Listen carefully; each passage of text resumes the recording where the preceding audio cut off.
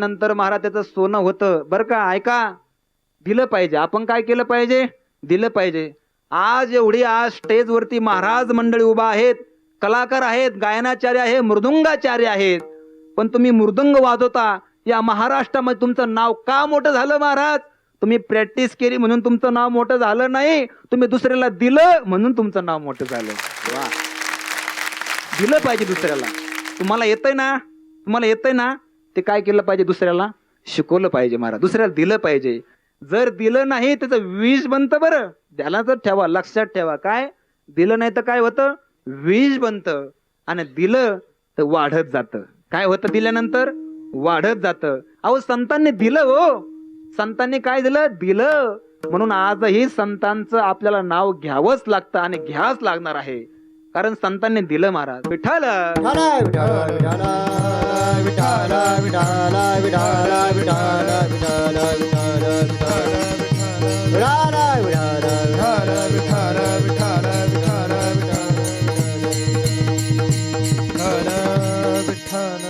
संतांनी काय दिलं महाराज? संतांनी ज्ञानेश्वरी दिली, चांगदेव 65 दिली, अमृतानुभव दिला.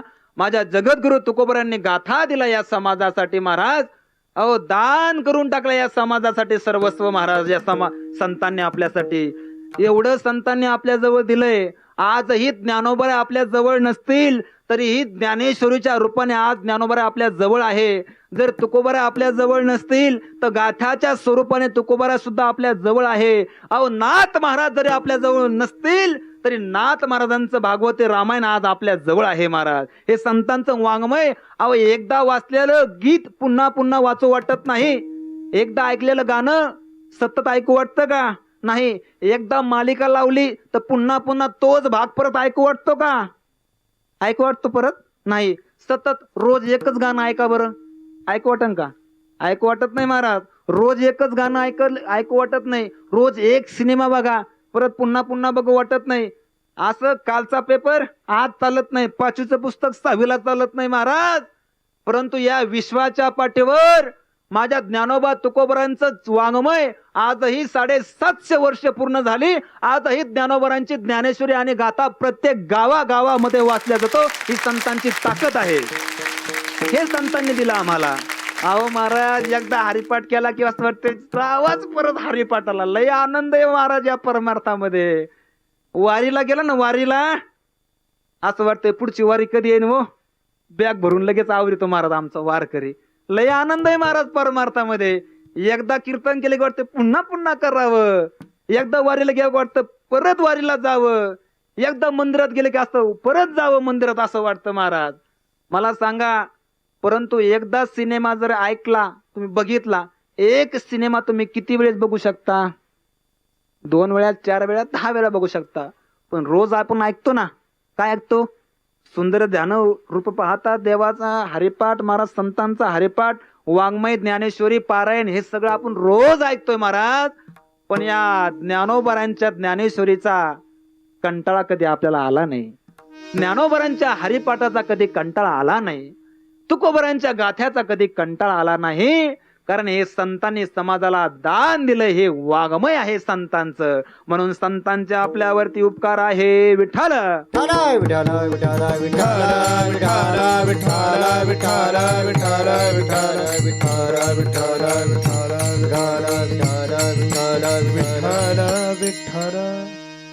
महाराष्ट्राच्या मातीमध्ये अनेक कीर्तनकार आहे.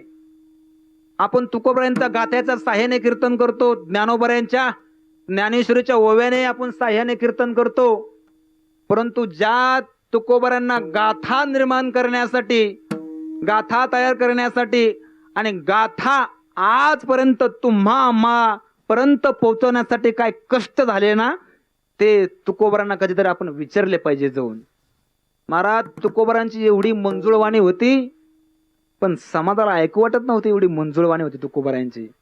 गावात चर्चा झाली आणि तुकोबरांना बोलवण्यात आलं. काय तुकोबर आहे, तुम्ही अभंग गाता म्हणे? हो गातो म्हणे. आता येतं म्हणे ते माझ्या तोंडातून, त्याला मी काय करू? महाराज, त्या गावकऱ्यांनी मिटिंग घेतली, तत्काळ मिटिंग घेतली. मिटिंग मध्ये तुकोबरांना बोलवलं. बरं का माऊलींनो, तुकोबरांना काय केलं? त्या मीटिंग मध्ये बोलवलं.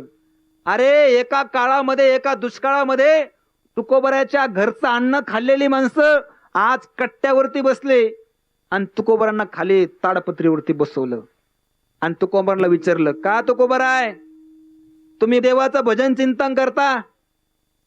हात जोडले तुकोबरांनी. करतो म्हणे मालक, माझ्या तोंडातून येतं म्हणे, त्याला मी आता काय करू?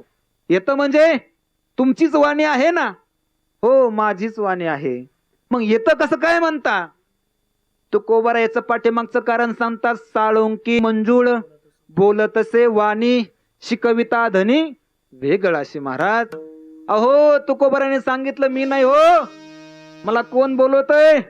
मला तो बोलवतोय. मला कोण बोलवतोय? मला जगाचा मालक बोलवतो. मी बोलत नाही, मी अभंग गात नाही, माझ्याकडून गाऊन घेतो तो जगाचा मालक आहे. मग गावकरी म्हणाले, तुमच्या त्याला सांगा काय देवाचं भजन करायचं नाही, अभंग गायचे नाही, खबरदार एक शब्द जरी बोललात तर. तुकोबराने हात जोडले.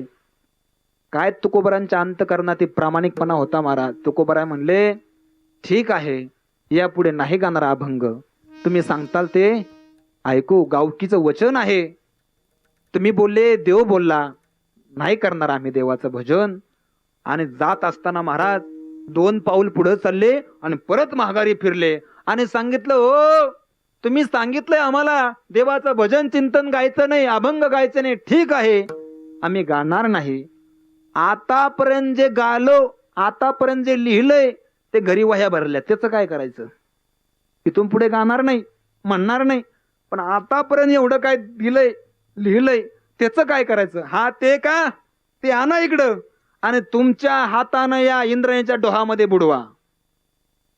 आपण जे सांगतो ना आजकाल सगळे महाराज मंडळी या विषयावर, त्याचा प्रसंग मी तुम्हाला सांगतोय आज. हे जे कीर्तनकार आज या माध्यमावरती तुकोबरांच्या गाथ्यावरती बोलतात, त्यांचा प्रसंग आज तुम्हाला मी सांगून जातोय. विठ्ठल विठ्ठल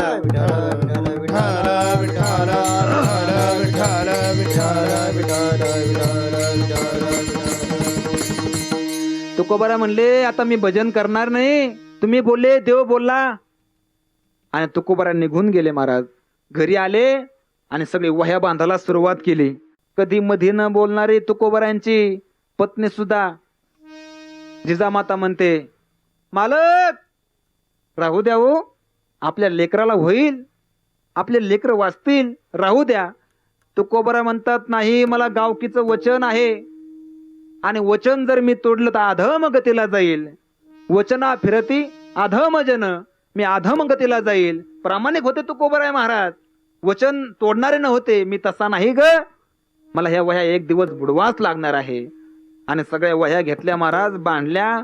तुकोबरांच्या अंगामध्ये ताकद नव्हती राहिली. तुकोबराय असं वर उचलतात, तुकोबरांना उचलत नाही.